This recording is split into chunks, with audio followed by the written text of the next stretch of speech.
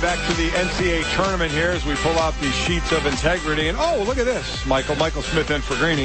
I had this matchup on my sheet, North Carolina State against Kansas. Yeah, right there. It's there. You know why?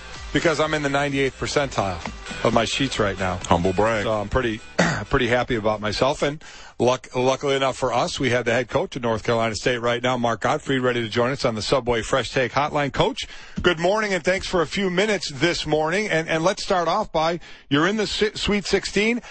Is your team peaking now, or is there more in them? Can they get better? Well, first of all, if you got 98%, I'm taking you to Vegas. Me and you, pal. We're going to have some fun. I'm with you, my friend. I am with you. I think our team is a confident team. I do think we're playing the best we've played all year. We played a good schedule. We got better.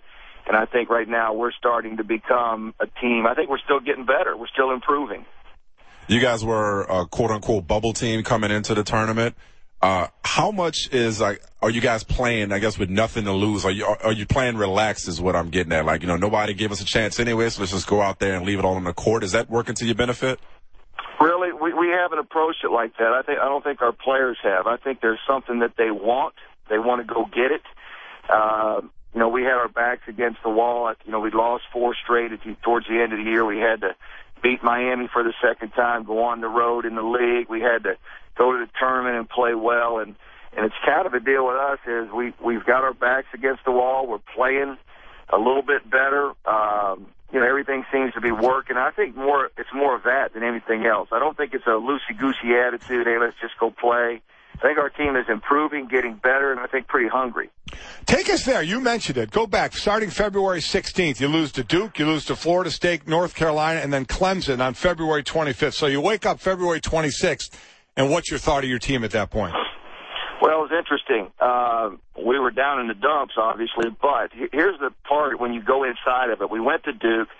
We're up 20 with 12 minutes to go, and I think our guys, even though they were crushed that night, and that was an emotional loss, you also walked out of there saying, hey, hold on a minute now.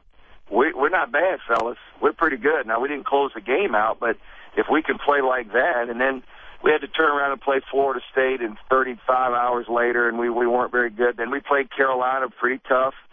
Then we went to Clemson, and we get fouled up 2 with 10 seconds to go. We should win the game. We don't. So even though we lost, we were playing pretty good. We're playing good basketball. So we stayed positive. Everybody did, understanding that, hey, guys, we're not that far off. Now we just got to tighten everything up, and we got to finish some games. And so it was more of a positive, even though we weren't winning. This matchup with Kansas, now you guys have the size up front to combat their front court. What's going to be the keys to this game? What do you hammer into your team in practice that you guys have to do in order to move on?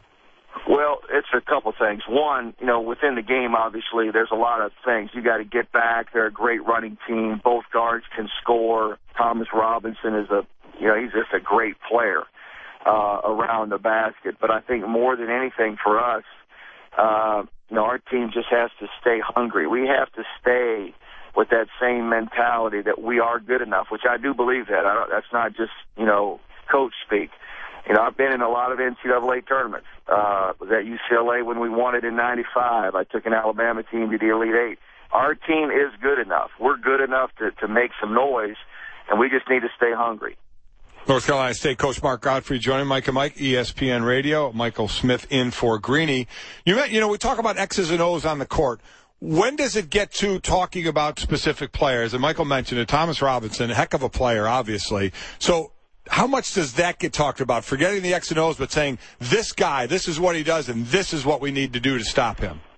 Well, it's a lot of what we do, and I think what a lot of people do, you're preparing your team for those things which a team does. Those sets offensively, how do they really score? What do they really want to run? But more than anything, our players, you have to tune in to personnel and how do we want to stop him. I think when you play Kansas, that's the first question you've got to ask yourself is how do you want to try to defend that guy inside? He's that good. Then on the same token, you got the guards who I think are very good. They both are explosive and can score, but you got to know personnel. End up throughout a basketball game, guys switch, guys, substitutions. You're on a different player than you were earlier. You better understand personnel. Well, you got a guy in Lorenzo Brown who's certainly doing his thing from the guard spot himself. Last thing for me, Coach, and I know the answer to this before I ask it, but I'm still curious if you've got to do any management in this area. Obviously, your team is focused on Kansas and the moment at hand and the task at hand, but looming beyond that is a possible matchup with you-know-who. You know, if they should advance, then you should advance. So how much have you had to keep your team focused as opposed to looking ahead to possibly seeing North Carolina in the Elite Eight? Well, honestly, I think our players would love it. There's no question. We played them right to the wire in the ACC tournament. But I think our guys truly get this thing. They understand it now that, obviously you're not going to get there unless you play and beat a great Kansas basketball team. So, we got off the bus the other night. We came home from Columbus, Ohio. We had 1,500 people waiting for us. Everybody's excited. But we can't end up like the turkey before Thanksgiving where they just keep fattening that bad boy up, getting ready to take him to the slaughterhouse. We got all this praise is nice, but we better get ready to play. I think our guys get that. And speaking of that, Coach, we do have Bill Self on in about an hour. Any information you'd like us to get from him to try and pass on to you? No, he's pretty good, and they're pretty good. We know it, so we're excited to play them. All right, Coach. We appreciate the time this morning. Best of luck. All right, guys. Thanks. Take it easy. It's Mark Gottfried, head coach, North Carolina State. He's joining us on the Subway Fresh Take Hotline. I thought he was going to come out. We're only focused on Kansas. We haven't talked about it, but it's hard. You know how that rivalry goes. 18 to 22-year-olds. You read the paper. You do have to be on the task at hand. I do get that, but. There is part of your mind that Could you imagine wanders a little bit. Yeah. Could you imagine North Carolina versus NC State for a right to go to the Final Four? That would be something. Oh, my goodness. Be a tough game for them because Kansas, that's Kansas, again, the 2 seed there, but they are playing well. And I like Gottfried pointing out that, hey, we're good. I know the seeding makes it a Cinderella story. But we're good enough. Don't let anybody, and I'm sure you're telling this team that, don't let anybody tell you don't belong here. Well, You're not good enough to match up with Kansas. We have the talent and we have the ability to play with anybody in basketball. See, and they've shown it. You're right, because you just look on the outside and you see they go into the tournament sitting there at 22-12. And as I mentioned, the 4-game losing streak, to 3 ranked teams, obviously Duke, Florida State, and North Carolina, and then they lose to Clemson in overtime.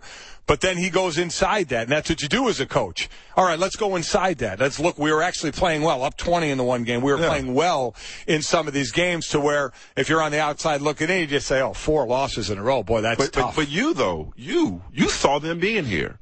So what is it in this North Carolina State team that made you put them in your bracket right now? I'm just that good. Okay. Or maybe you just saw them playing Georgetown.